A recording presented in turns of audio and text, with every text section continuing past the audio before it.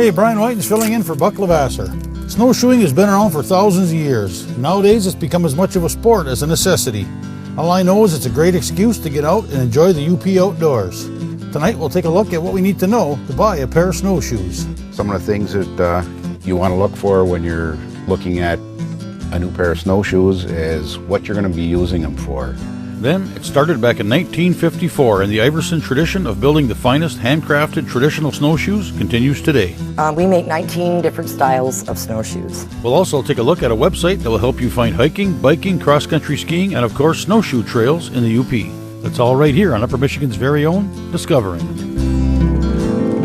The secret streams that flow beneath the cliffs of colored stone, forest thick and healthy with birch and pine and oak, surrounded by the greatest lakes this world has ever known. The black bear's awesome presence as he roams the hills and fields, call of the timber wolf, the loon's lonesome trill, the eagle soaring high above, the trout lies deep and still.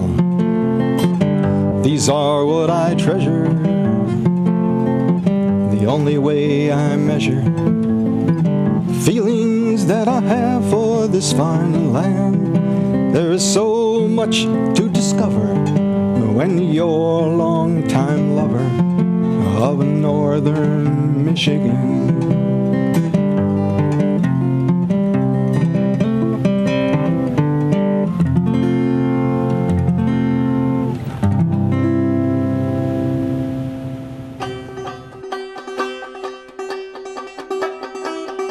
In the early days of fur trading, snowshoes were an essential tool for trappers and anyone else who needed to get around in the snowy, wintry months of the year. Nowadays, snowshoes are mainly used for recreation. Snowshoeing is easy to learn, relatively safe, and a great way to get outdoors during the winter months. It's also a great workout. You can burn more calories snowshoeing than you can walking, running, or cross-country skiing at the same pace. I paid a visit to Wilderness Sports in Esteban to find out what there is to know about buying a pair of snowshoes.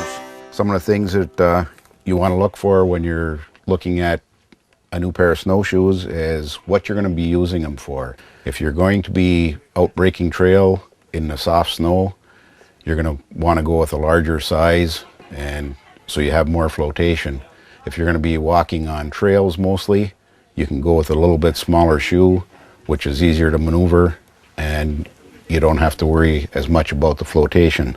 Some of the features on snowshoes these days are the binders. There's many different styles. This binder actually pivots on a pivot point, so that allows the shoe, the tail of the shoe, to drop down as you're walking and the snow will slide off the deck. This particular model also has a heel lift on it, which keeps your foot flatter if you're climbing real steep hills, if you're going to be walking on the flat. It's easy to fold that back down. Another thing to consider is the type of binder on how easy it is to get on and off. This particular one is real simple. There's a quick release on the top. If you're going to put your foot in it, once you get the boot size, if it's the same boot all the time, you set the back to what size you want around the back, and if you've got that all set, the next time you go to put them on, it's just a matter of bending over, putting that down, giving it a little tug, and you're all set to go. You're ready to go. When you want to take it off, one button, quick release, and it's out. There's a lot of more traditional style bindings that are a little more difficult to get on because you have to loosen these all up as you're going to put them on. It takes quite a bit more effort to get your foot into them. Most of the aluminum ones come with the metal crampon on the bottom, and that keeps you from sliding down the hill when you're walking downhill, and also keeps you from sliding backwards when you're climbing the hill. The webbing on the older style wood shoes with the weaving on them does allow a little bit of snow to come up through the deck, so it does prevent you from sliding somewhat, gives you some traction that way.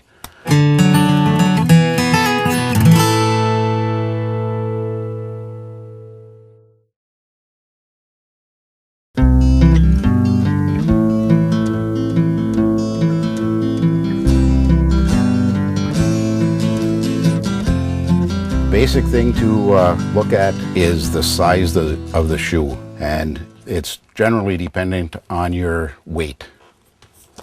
This particular shoe here is a 25-inch, and the chart that comes with the shoe says that this would be good for a user weight of 120 pounds up to 200 pounds. But the main thing you got to remember with that is it's not only your weight, it's your weight plus the gear that you're going to be carrying. So if you got a 10-pound pair of boots on, a heavy jacket, and you're going to be taking some lunch with you in a backpack, you have to remember to add that to the weight when you're figuring out what size shoe you're going to use. Some of the newer style shoes are contoured so that as you step forward, you can walk with your feet closer together. This foot would step here. As you step forward, it fits. You don't have to walk with your feet quite as far apart, which means a lot at the end of the day. Guaranteed the first time or two that you go out for the year, you're going to come back with sore muscles that you didn't even know you had. A lot of people still prefer the traditional wood snowshoe. This is a pair of Iversons made locally in the UP. This one actually has a neoprene deck on it, which requires a little bit less maintenance on it than the rawhide. And there are many different forms, even the older ones. This is a pair of the Iversons with the pointed tail on them. They tend to track a little better when you're walking forward in a straight line. The round shoes, this is a bigger style, but the Bearpaws with the rounded back on them, they are easier to turn on, and you can get these turned around a little bit more than the pointed tails. The traditional shoes are mostly used, yes, for trapping, because they do perform a lot quieter than the newer shoes. The newer ones, the aluminum, tend to clank a little bit, and with the pivot points on them and everything, they do make more noise than the old traditional shoes. Another thing you might want to consider if you're going to be out snowshoeing is a pair of poles. Everybody's heard of ski poles, and it's the same thing if you're out snowshoeing. This is a adjustable pair, and this basket will go on the bottom there to give you some flotation in the snow.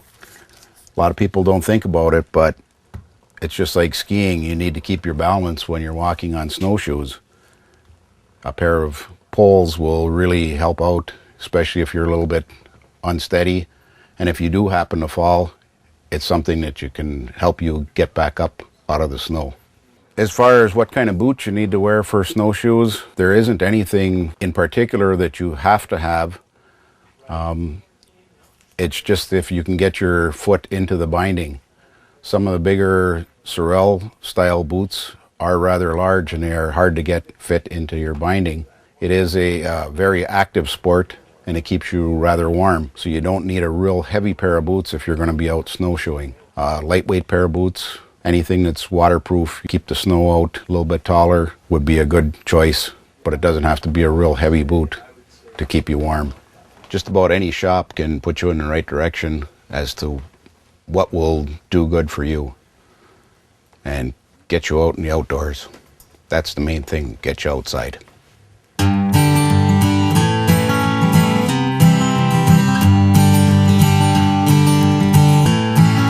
The last curve before the 34 miles of the Seney stretch is the somewhat typical UP town of Shingleton. Population around 500. Shingleton is home to Iverson Snowshoe and Furniture, where they've been handcrafting the finest traditional wood snowshoes since 1954. It all started out the back. I have a guy that cuts from log form into chunk form for me, and then I resaw out the back side, and I'll bring them in, plane them all down to 7/8, then take them back outside and recut them down from 7/8 to 3/4. Your bigger shoes take the 3/4 inch wood, and then the smaller Bearpaws take the 5/8. But yeah, we'll load the sticks in, and as we pull them out, we'll let them sit in there for about four hours after it's up to steam, and you're able to pull the stick out and bend it around the form. These are some of the most popular snowshoe forms that we bend on. You have your 1036 Green Mountain, 930 buck. This is custom Alaskan. That'll end up being a 12x60. 1046 cross country, and this is your Michigan. That's a 12x46 size there. You'll put clamps on it like so, and you'll place the stick in here to hold it apart, otherwise it'll collapse. And you'll bring it right over here to the toe riser. She'll go in right like that. You'll hook that in, grab these, knock them down. 2 sticks. And then that would be your toe rise. Then from there, we'll put them on a pallet, and we'll take them to the dry kiln overnight. We'll break them down from the dry kiln, pull all the strapping off, check for any major cracks, and we'll start grinding them. Get them all nice, clean, no crack. Then you'll come over to the marking form. You'll put all your drill holes, your marks, your lace lines. Then from there, you'll take it over to the router your cross stick holes. Then you'll put the heel block in.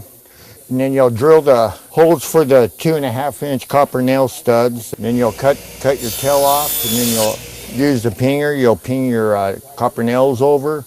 They're copper 2.5-inch nails, pure copper. Never had any of them break so far. So and that's been the tradition Iverson's all the way through.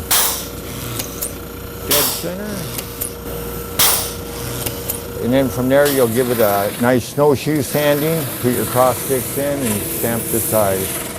In the snowshoes, most of them are either neoprene or the rawhide. We do have variety of colors available, pinks and blue. I believe we have green. We can also special order pretty much any color that is available. So there is an option for the buyers.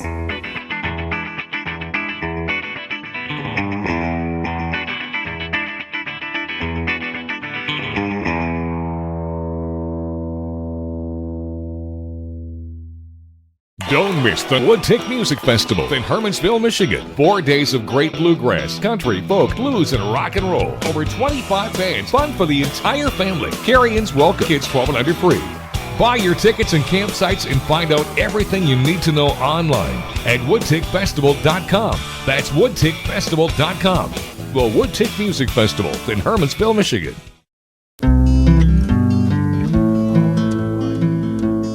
Actually, my father lived in this area, and Ken used to be an Air Force recruiter, and he got out of the military. We came up into the UP and got hired at Iverson's. I was their head lacer for the rawhide part. That was the year that we took on the LL Bean contract, which would have been in 1990. The year that we got the contract with LL Bean, there were 17 employees at the time, and we made 15,000 pair of shoes. One year when we had gotten in with LL Bean, 15,000 pair of shoes is what we made. And that was the highest for that year, but other than all the years before, they were always thousands. We make 19 different styles of snowshoes, down from a 7x30, which is a youth model, all the way up to a 12x60 Alaskan or a 12x60 Ojibwe. Those are our custom shoes. And then we do a custom 12x44, which is shaped like the Green Mountain, the 10x36, but all the shoes that we make, there ends up being about 19 different styles. And each style holds a different weight. If you backpack or anything like that, you need to allow for the extra weight that you're going to carry. We make 3 styles that are rounded out on both ends, and that's the 10x36 Green Mountain, 9x30 Sawyer, and then that 12x44 custom shoe. All the rest of the shoes have a tail. Tails are good for breaking trail, or it's just preferably what that customer want. I mean, all the snowshoes will work for anything. It's just what that customer prefers to have.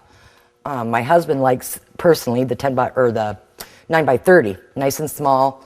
Rounded shoes are easy to get around trees. The Ojibwe rabbit hunters and forestry guys like to buy the Ojibwe because they can get through the brushy areas because it's pointed at the tip. We make several different styles, and then the bigger the shoe, the more weight that shoe will carry. But the rawhide, I have to sit and I have to lace lanyard in all my holes because I lace off of that. And all that does is reinforce the toe. When you're snowshoeing, your toe means nothing anyways. But it's just to reinforce that. And isn't it beautiful, though? It looks much better after it's been lacquered. I hand cut all my lace by hand. The hides come in like what you see over there. I soak it in the bathtub overnight. When I come in the morning, it's ready for me to slap up on that table. And then I do my trimming, and then I sit and I hand pull and turn it. After I get it all done, then I hang them up where the rest of them are, and it takes 2 or 3 days for it to dry. And then, like I said, after it dries, I take them into the dip tank. We take them in there and we dip them. After they're dipped and they're dry, I bring them back out and ship them out. Snow don't stick to our snowshoes because we use a lacquer with an oil base that falls right off. And our shoes are quiet and they're just traditional. Yeah, we make 8 or 9 different styles of bindings.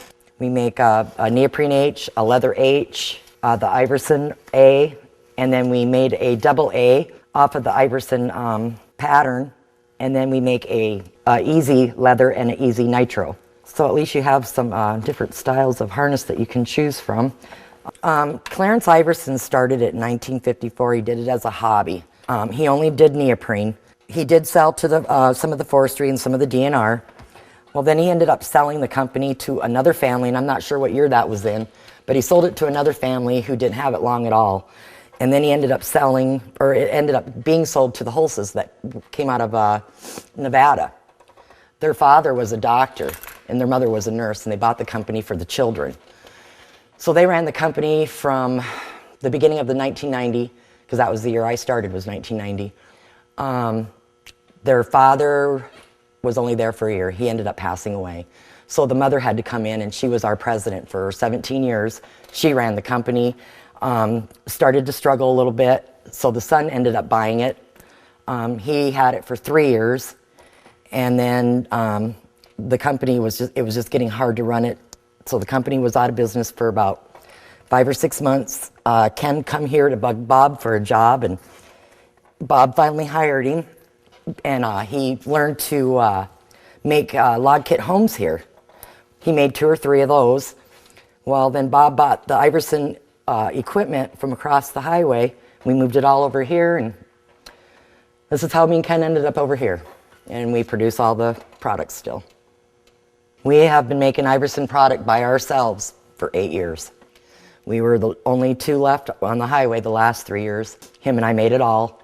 Come over here, and it's been him and I. Iverson's does produce furniture as well as fishing nets in addition to the snowshoes. Furniture, rockers, folding chairs, we have straight back chairs, and then they're laced in either neoprene or the rawhide.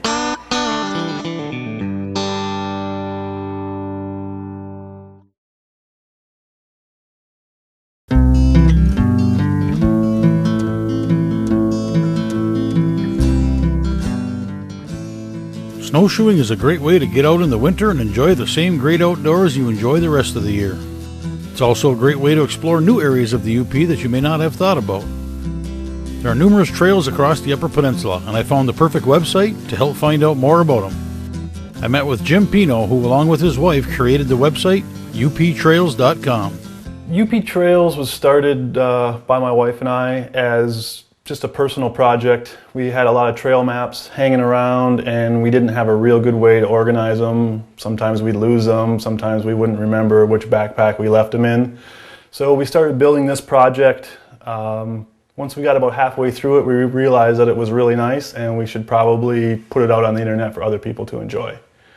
On the website, we focus on hiking, biking, cross-country, and snowshoe trails. It's real easy to navigate your way around. You can go, and if you're looking just find a hiking trail, you can click on hiking up on top, and it'll give you a list of all the hiking trails that we have on the site. There's also a county search where you can click on a map of the UP and click on the county that you're thinking about going to, and it will show you all the different trails that the site currently has. On the site, we have a review section built in where you or anyone else can go in. Once you go to a trail and check it out, you can post your thoughts and just what that trail has to offer in your opinion, sorted out by just sort of difficulty and how well the trail's marked, if there's water on site, and just sort of overall scenic beauty of the site. So you can kind of get an idea of what other people's experiences were when they were on that trail. On each trail that we have on the site, you'll be able to find a trail map that you can bring up and print yourself. You'll be able to find how to get to the trailhead, how to find it, and just a general description of the segments of the trail and how long the trail is and how many different loops there are, what sort of hikes you can go on as far as length and difficulty. One of the things that we have on the site which really helps it grow and improve is a submit your trail. What you can do is if you have a trail that you like and isn't on the site that you want to tell other people about, you can go onto the submit a trail portion, send us the information that we need to put the trail on the site, and we'll put it up there so that everybody can enjoy it. While you're on the site, if you do the search by county feature and you see that we don't have any trails in your particular county and you know of some good ones, then submit it to us and we'll put it on the page. This site is free to use. It's always going to be free. There's never going to be any advertisement or anything extra like that on it. It's just a place for people that enjoy the outdoors to go and find new places to go. On the site, you're going to find a button for joining the email list. That's just for if we add new trails to the site, then we send out a mass email to everyone on the list, just letting them know that there's a new trail on the site and they can go check it out. If you're in the UP and you're looking for some places to go, check out UP Trails and click on Snowshoeing on the top. You'll find a list of the trails that we have. Just some examples. If you're in Iron County, you can check out the Bearpaw Trail. It features 6 miles worth of snowshoeing. It is a fee-based trail unless you are staying at the listening inn next to it. In Schoolcraft County, Bruno's Run is a free trail. It's ungroomed. You're going to see multiple lakes on that trail. It's a great system for snowshoeing or hiking.